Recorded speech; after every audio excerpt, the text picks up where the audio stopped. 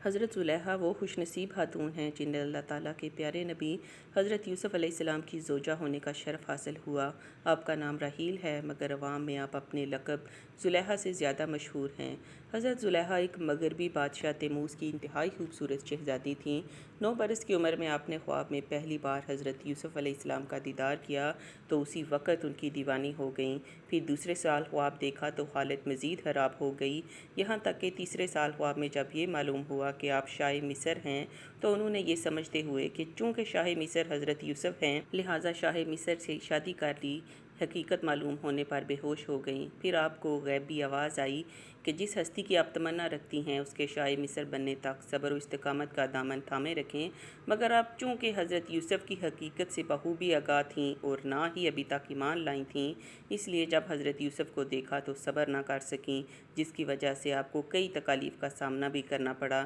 یہاں تک کہ امام غزالی کے بقول انہوں نے حضرت یوسف کی محبت میں اپنا حسن اور مال و دولت قربان کر دیا، 70 اونٹوں کے بوجھ کے برابر جواہر اور موتی نثار کر دیے۔ جب بھی کوئی یہ کہتا کہ میں نے یوسف کو دیکھا ہے تو وہ اسے بیش قیمت ہار دے دیتی، یہاں تک کہ کچھ بھی باقی نہ رہا، مگر بعد میں جب ایمان لے آئیں اور حضرت یوسف کی زوجیت میں داخل ہوئیں تو سوائے عبادت اور ریاضت کے کوئی کام نہ رہا۔ اگر حضرت یوسف دن کو اپنے پاس بلاتے تو کہتیں رات کو آؤں گی، اور رات کو بلاتے تو دن کا وعدہ کرتیں۔ آخر حضرت یوسف نے جب پوچھا کہ آپ تو میری محبت میں دیوانی تھیں تو عرض کرنے لگیں یہ اس وقت کی بات ہے کہ جب میں محبت کی حقیقت سے واقف نہ تھی، اب چونکہ مجھے حقیقت معلوم ہو چکی ہے اس لیے اب میری محبت میں آپ کی شرکت بھی گوارا نہیں۔ اس پر جب حضرت یوسف نے فرمایا کہ مجھے اللہ تعالیٰ نے اس بات کا حکم فرمایا ہے اور یہ بھی بتایا ہے کہ آپ کے بطن سے اللہ تعالیٰ 2 بیٹے پیدا کرے گا جو دونوں نبی ہوں گے، تو حضرت زلیخا نے اللہ تعالیٰ کے حکم اور حکمت کی بنا پر سر جھکا دیا۔ یاد رہے حضرت زلیخا کی توبہ کا اعلان قرآن کریم میں کیا گیا ہے، کیونکہ انہوں نے اپنی قصور کا اعتراف کر لیا تھا اور قصور کا اقرار توبہ ہی ہے، لہٰذا حضرت زلیخا کو برے لفظوں سے یاد کرنا حرام ہے، کیونکہ وہ حضرت یوسف کی مقدس بیوی تھیں۔ اللہ تعالیٰ نے بھی ان کے قصوروں کا ذکر فرما کر ان پر غضب ظاہر نہ فرمایا، کیونکہ وہ توبہ کر چکی تھیں اور توبہ کرنے والا گناہ گار بالکل بے گناہ کی طرح ہوتا ہے۔ نیز اپنے مجازی عشق کے لیے معاذ اللہ حضرت یوسف اور زلیخا کے قصے کو دلیل بنانا سخت جہالت اور حرام ہے، کیونکہ عشق صرف زلیخا ہی کی طرف سے تھا، حضرت یوسف کا دامن اس سے پاک تھا، لہٰذا حضرت زلیخا کا ذکر ہرگز بے ادبی سے نہ کیا جائے بلکہ ہر حال میں احترام کا خیال رکھا جائے۔ بہت سے بے باک لوگ حضرت یوسف اور زلیخا کے واقعے کو بڑھا چڑھا کر بیان کرتے ہیں اور معاذ اللہ ان کی شان میں بہت سی بے ادبیاں کرتے ہیں، ایسے لوگوں کو فوراً ہی سچی توبہ کر لینی چاہیے ورنہ بربادی یقینی ہے۔ حضرت یوسف سے حضرت زلیخا کی شادی کا واقعہ بھی بڑا عجیب ہے، جیسا کہ دین و دنیا کی انوکھی باتیں نامی کتاب میں ہے کہ عزیز مصر کی موت کے بعد چونکہ حضرت زلیخا تنگ دست اور محتاج ہو چکی تھیں اور آنکھوں کی بینائی بھی چلی گئی تھی، تو کسی نے انہیں مشورہ دیا کہ اگر آپ حضرت یوسف جو کہ اب شاہ مصر بھی ہیں سے اپنا معاملہ ذکر کریں تو ہو سکتا ہے کہ وہ آپ پر رحم کریں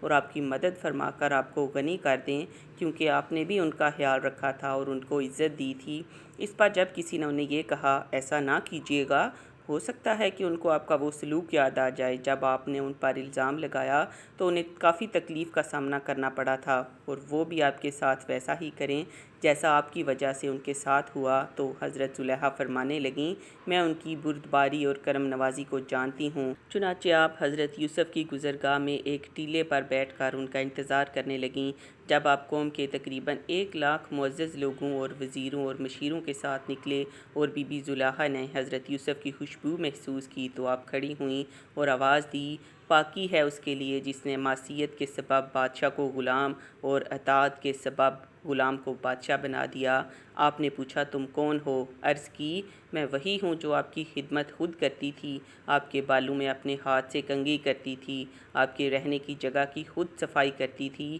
مجھے میرے کیے کی سزا مل چکی، میری قوت ختم ہو گئی، میرا مال ضائع ہو گیا، میری آنکھوں کی روشنی ختم ہو گئی اور میں لوگوں سے سوال کرنے پر مجبور ہو گئی ہوں۔ پہلے مصر مصر کے لوگ میری نعمت کو دیکھ کر رشک کرتے تھے اور اب میں اس سے محروم ہو چکی ہوں، کیونکہ فساد کرنے والوں کی یہی سزا ہے۔ یہ سن کر حضرت یوسف بہت زیادہ روئے اور حضرت زلیخا سے فرمایا، کیا تیرے دل میں میری محبت میں سے کچھ باقی ہے؟ آپ نے عرض کی، جی ہاں، اس کی قسم جس نے حضرت ابراہیم کو خلیل بنایا، مجھے آپ کی طرف دیکھنا زمین بھر سونا چاندی ملنے سے زیادہ محبوب ہے۔ آپ وہاں سے چلے گئے اور حضرت زلیخا کی طرف پیغام بھیجا، اگر تمہاری رضامندی ہو تو ہم تم سے نکاح کر لیں، اور اگر تم شادی شدہ ہو تو تمہیں غنی کر دیں۔ آپ نے حضرت یوسف کے پیغام لانے والے سے کہا، میں جانتی ہوں کہ وہ مجھ سے مذاق کر رہے ہیں، کیونکہ میری جوانی اور حسن و جمال کے وقت تو انہوں نے میری طرف توجہ نہیں دی، اور اب جب کہ میں بوڑھی، اندھی اور فقیر ہوں تو وہ مجھے کیسے قبول کر سکتے ہیں؟